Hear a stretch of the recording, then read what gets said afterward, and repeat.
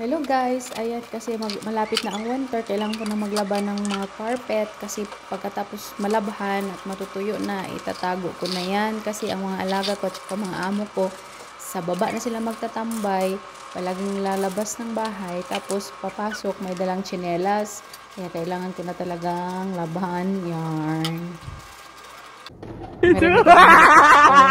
Ayun, parang bumaba yung damuhan lang balyena.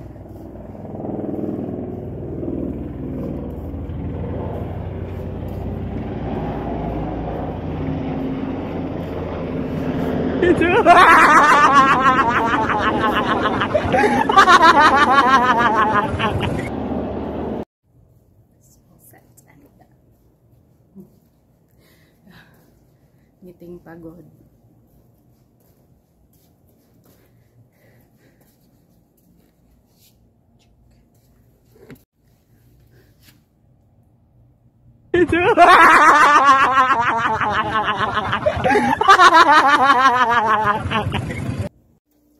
At habang ako'y naglilinis sa labas, nakapagluto na din ako ng bamya or okra.